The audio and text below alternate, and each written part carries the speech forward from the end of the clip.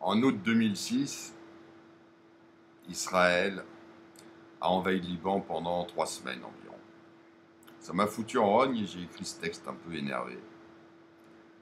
Et puis, 7 ans après, le texte, si tu changes quelques mots comme Beyrouth ou Liban, et que tu les remplaces par Cisjordanie, bande de Gaza, territoire occupé, tout ce que tu veux, il est encore malheureusement vachement d'actualité. Ça fait un peu chier.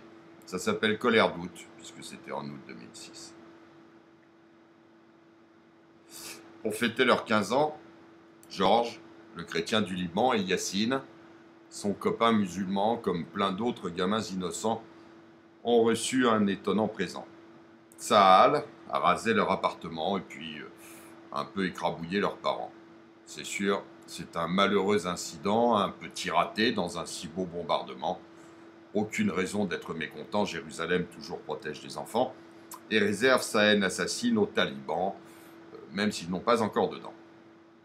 Mais quelle mauvaise idée, c'est évident, de naître dans son Proche-Orient, sur sa terre, sous son firmament, de boire son eau, de profiter de son vent, quand on n'est qu'un mécréant ignorant de l'Ancien Testament, qui prouve depuis 5000 ans que Dieu a offert le pays de Canaan à David et à ses descendants.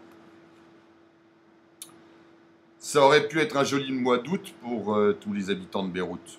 Au lieu de ça, la guerre et la déroute, les avions qu'avec terreur on écoute, les familles entassées sur les routes, les planches sur les fenêtres qu'on cloute, les têtes qu'on baisse, les dos qui se voûtent, le présent qu'on craint et l'avenir dont on doute. Partout, l'odeur de la poudre et du mazout, le sang des innocents qui coule goutte à goutte, Israël, qui prend ta ville pour un baby-foot, Israël jamais jugé, Israël toujours absoute, et les consciences américaines qui s'en foutent. Bienvenue dans un monde qui me dégoûte, petit Béroutin, t'aurais dû naître à Knot-le-Zout. Dans les villes transformées en gravats, des ombres glissent comme des proies, entre les ruines des maisons sans toit, pendant que sous le regard d'Allah, des moudjahidines et des mollahs, au nom d'un droit ou d'une foi, sans cesse poursuivent le combat comme un ennemi qui ne se montre pas. Il y a plein de petites Yasmina qui regardent avec effroi s'effondrer les mosquées et les pensionnats offerts par de douteux ayatollahs. Dans ce combat, entre un peuple sans droit et une puissante armée sans loi, on peut se demander, toi et moi, qui est David, qui est Goliath.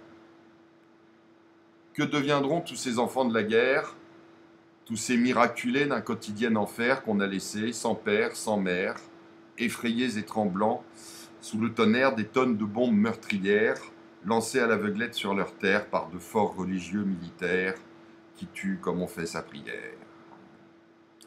Combien de temps avant que les gamins d'hier, d'une cause perdue, deviennent mercenaires et jurent de venger leurs frères en transformant Israël en ossuaire?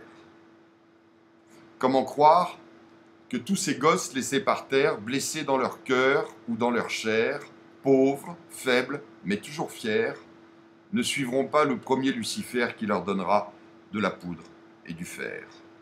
L'horreur est toujours sœur de la misère, et c'est de leurs sanglants ovaires que naîtra peut-être le futur Hitler qui détruira notre jolie terre en un apocalyptique son et lumière. Pensez-y, messieurs les militaires, quand vous bombardez vos voisins et nos frères. Vous, les petits-enfants d'une autre guerre, vous, les fils et filles des déportés d'hier, pardonnez ma violente colère. Mais comment comprendre qu'un peuple qui a tant souffert, à l'horreur payé un tribut si cher, suive aujourd'hui quelques fous visionnaires? Je vous en prie, n'oubliez pas Shalom, mes frères, et ne devenez pas bâtisseurs de cimetières.